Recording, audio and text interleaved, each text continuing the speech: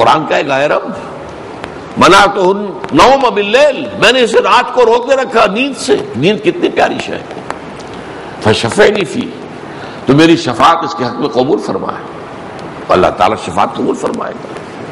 تو دنیا میں بھی حجت کہ آپ کو ہدایت دیتا ہے، اور قیامت میں بھی آپ کا شافع بن کر کھڑا ہوگا. اور اگر قرآن کو آپ نے رد کر دیا، قرآن کے احکام کو آپ نے توڑ دیا، قرآن کی ہدایت جو ہے اس کو قبول کرنے سے اعراض کیا، تو حجت علیک، اب یہ تمہارے خلاف گواہ بن کر کھڑا ہوگا. اے اللہ، یہ کہتا تو تھا کہ قرآن مجھ پر اس کا ایمان ہے. ایمان نہیں تھا، یہ مجھے پڑھتا ہی نہیں تھا، اس نے کبھی مجھے سمجھا ہی نہیں، سمجھا تو عمل نہیں کیا. ما آمن بالقرآن من استحل محارمہ، حدیث نبوی ہے. کوئی شخص جو اللہ قرآن کی حرام کردہ شے کو حلال کر لے، اس کا کوئی ایمان نہیں ہے قرآن پر. ظاہر بات ہے کہ پھر وہ دعویٰ کر بھی رہا ہو تو اس کے وہ دعویٰ جو ہے بغیر دلیل کے ہے. لہذا یہ تمہارے خلاف گواہ بن جائے گا.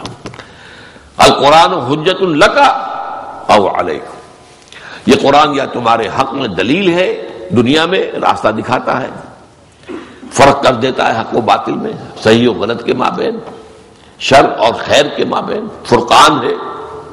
اور آخرت میں یہ تمہارا شفیع بنے گا، گواہی دے گا تمہارے حق میں اور سفارش کرے گا تمہاری. او علیکا، یا اگر بے اعتنائی برتی ہے، توجہ ہی نہیں کی ہے، پڑھائی نہیں ہے، سمجھا ہی نہیں ہے، انگریزی میں ایم اے پی ایچ ڈی کر لیا ہے، عربی کا ایک لفظ نہیں سیکھا، سائنس کے اندر جو ہے وہ پی ایچ ڈی ایک نہیں 2 3 ڈاکٹریٹس لے کر آ گئے ہیں، پروفیسر بن گئے یونیورسٹی میں، قرآن کو پڑھا نہیں، تو ظاہر بات ہے کہ اب یہ قرآن اس کے خلاف حجت بن جائے گا. وَاجْعَلْهُ لَنَا حُجَّةً یا رب العالمین. وہ ختم قرآن کی دعا کا آخری ٹکڑا یہی ہے، پروردگار اللہم ارحمنا بالقرآن العظیم وَاجْعَلْهُ لَنَا إِمَامًا وَنُورًا وَهُدًى وَرَحْمَةً اللہم ذکرنا منہ ما نسینا وعلمنا منہ ما جہلنا وارزقنا تلاوتہ آناء اللیل وآناء النہار وَاجْعَلْهُ لَنَا حُجَّةً یا رب العالمین. اے اللہ، اس قرآن کو ہمارے حق میں حجت بنا دے، اسے ہمارا امام بنا دے، اس کو ہمارا جو ہے رہنما بنا دے، اسے ہمارے حق میں رحمت بنا دے اور ہمارے حق میں اسے حجت بنا دے. تو یہ ہے کہ اگر یہ نہیں کرتے تو پھر یہی قرآن تمہارے خلاف گواہی دے گا. کل الناس یغدو، یہ بھی آخری ٹکڑا ہے اس حدیث کا، رواہ مسلم، اس کی روایت جو ہے امام مسلم نے کی ہے رحمہ اللہ. کل الناس یغدو، بہت بڑا حکیمانہ یہ ٹکڑا ہے، بہت بڑا حکیمانہ. سب لوگ صبح کرتے ہیں، فبائع نفسہ، اور پھر وہ دن بھر اپنی جان کو بیچتے ہیں. جان کو بیچنا کیا ہے؟ ایک مزدور ہے، وہ مزدوری کر رہا ہے، اپنی توانائی کو، اپنی قوت کو، اپنی مسکولر اسٹرینتھ کو استعمال کر رہا ہے، بیچ رہا ہے اپنے آپ. ایک ڈاکٹر ہے، وہ اپنا علم بیچ رہا ہے، بیٹھا ہے، آپ کو دیکھتا ہے، نسخہ لکھ کے دیتا، 500 700 1000 روپے لے لیتا ہے، بیچ رہا ہے نا اپنے آپ. وکیل اپنے دماغ کو بیچتا ہے، جا کے آرگو کرتا ہے، دلائل دیتا ہے. تو ہر شخص جو ہے اپنے آپ کو بیچ رہا ہے، کوئی بھی شخص جو ہے اس سے مستثنا نہیں ہے.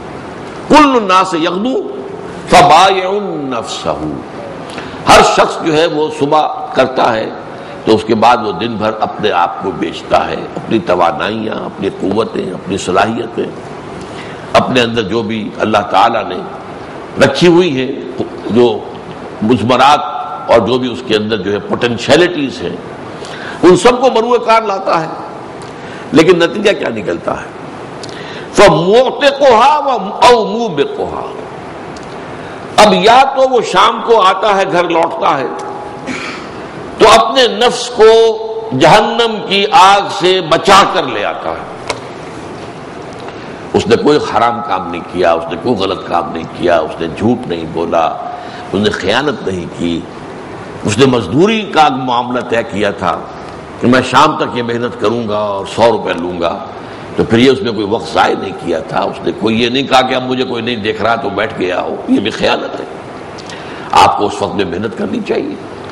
آپ سرکاری ملازم ہیں، آپ کو تنخواہیں ملتی ہیں، ریمونریشنز ہیں، آپ کی سہولتیں ہیں، آپ کی مراعات ہے، اور آپ وہاں جا کر خوش گپیاں کریں اور چائے پئیں اور دوستوں کو انٹرٹین کریں اور کام نہ کریں. سائرین پریشان ہو رہے ہیں, ان کے کام نہیں ہو رہے, فائلوں کا انبار جو ہے میز پر لگ رہے ہیں وہ نہیں نکل رہا. یہ خیانت ہے. آپ نے اصل میں جو بھی آپ کے فرائض تھے وہ ادا نہیں کیے. تو آپ گویا کہ ویسے مشقت تو جھیلی ہے, آپ نے محنت تو کی ہے, لیکن اس کا نتیجہ کیا نکلا ہے کہ اپنے نفس کو آپ نے گویا کہ جہنم میں منہ بے قہا ہلاک کر دینے والی بات کی ہے. گناہوں کی گٹھڑی لے کر شام کو آ رہے ہیں. مشقت اپنی جگہ, محنت اپنی جگہ. یہ تو قرآن مجید میں کہا گیا قسمیں کھا کر, لا اقسم بہذا البلد وانت حل بہذا البلد ووالد وما ولد لقد خلقنا الانسان فی کبد. ہم نے انسان کو مشقت ہی میں پیدا کیا. یہ مشقت اور محنت جو ہے وہ ہر انسان کا مقدر ہے, صرف نوعیت کا فرق ہے. بعض لوگوں کی جسمانی مشقت زیادہ ہے, بعض لوگوں کی ذہنی مشقت زیادہ ہے مشقت وہ بھی. بعض لوگوں کو روٹی کی پریشانی ہوتی ہے, بعض لوگوں کو اپنے نقصان کی پریشانی ہوتی ہے. کروڑ پتی ہیں لیکن نقصان آ گیا, وہ پریشانی ہے, رنج ہے, غم ہے. اور آپ کو معلوم ہے کہ دولت مندوں میں جس قدر امراض دماغی ہوتے ہیں وہ مزدوروں میں نہیں ہوتے. مزدور تو صبح سے شام تک محنت کر کے تھکا ہارا آتا ہے, پھر لیٹتا ہے, سوتا ہے ایسا کہ اسے پھر صبح ہی کی جو ہے وہ خبر لے کے آتا ہے. لیکن یہ کہ ان لوگوں کو ہپنوٹکس کی ضرورت ہے, دوائیوں کی ضرورت ہے, سیڈیٹیوز کی ضرورت ہے. یہ ساری چیزیں کیوں ہیں؟ یہ ان پر بھی خوف ہے. ایک اور جگہ فرمایا ہے یا ایھا الناس یا ایھا الانسان انک کادح الی ربک کدحا فملاقیہ.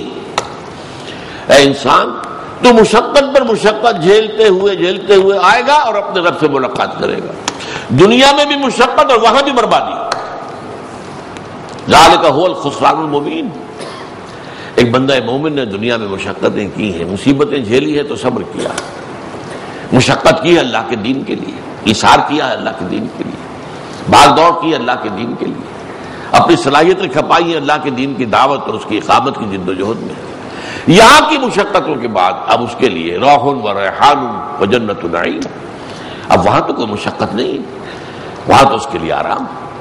تو یہ بات در حقیقت ہر شخص کا مقدر ہے کہ وہ محنت کرتا ہے, مشقت کرتا ہے, تکلیفیں جھیلتا. بلکہ آپ بھی سمجھیے کہ حیوانات سے معاملہ ایک اعتبار سے انسان کا زیادہ خراب ہے. حیوانات میں وہ احساسات نہیں ہوتے کہ جو انسان میں ہوتے ہیں. اب آپ کا بیٹا کھڑے ہو کر آپ کے سامنے سینہ تان کر کوئی بات کہے, چھوڑیے جی ابا جان آپ کے کیا باتیں کرتے ہیں, دخیان اسی باتیں کرتے ہیں, میں نہیں مانتا آپ کی بات. جو رنج آپ کو ہوگا کسی بیل کو یا کسی گائے کو یہ رنج کبھی ہوتا؟ کبھی بھی نہیں. اسی طریقے سے آپ کو معلوم ہے کہ سب سے زیادہ لاچار انسانی بچہ ہوتا ہے. بکری کا بچہ ابھی پیدا ہوا ہے اور ابھی کھڑا ہوتا ہے, ذرا سی دیر اس کی ٹانگیں لڑکھڑاتی ہے کچھ 2-4 دفعہ اور اس کے بعد کھڑا ہو گیا, چل رہا. اور آپ کا بچہ, اس کو کس قدر کیئر کی ضرورت ہے, کس قدر محنت کی ضرورت ہے, کس قدر مشقت کی ضرورت ہے, کس قدر اس کے لیے راتوں کو اپنی نیندیں حرام کرنی پڑتی, کس طرح اس کے لیے اپنا پیٹ کاٹ کے اس کے لیے سارا بندوبست کرنا پڑتا. تو اس اعتبار سے انسان جو ہے ایک تو ہے لدو اونٹ کی طرح, خاص طور پر جب کسی معاشرے میں تقسیم دولت کا نظام غلط ہو جائے تو ظاہر بات ہے کہ اس میں کیا ہوگا, ایک طرف دولت کے انبار ہو جائیں گے, دوسری طرف بھوک اور احتیاج اور فاقہ ہو جائے گا. اسی لیے شاہ ولی اللہ دہلوی نے کہا ہے کہ یہ غلط تقسیم دولت کا نظام 2 دھاری تلوار ہے, ادھر بھی کاٹتی ہے ادھر بھی کاٹتی ہے. ادھر دولت جمع ہو گئی ہے تو عیاشیاں ہوں گی, بدماشیاں ہوں گی, اللے ہوں گے, تللے ہوں گے. وہ بھی گویا کہ اپنی جان کو ہلاک کر رہا ہے انسان. ان المبذرین کانوا اخوان الشیاطین, یہ مبذر شیطانوں کے بھائی ہیں. یہ مبذر کیوں بن گئے کہ دولت جمع ہو گئی ہے ان کے پاس, وہ دولت اپنا ظہور چاہتی ہے اور دنیا پر روک گاٹنا چاہتے ہیں کہ یہ ہماری دولت دیکھو, اس کے مظاہر دیکھو. اور دوسری طرف جو ہے فقر ہے, فاقہ ہے. اب وہاں کیا ہو رہا ہے, کاد الفقر ان یکون کفرا.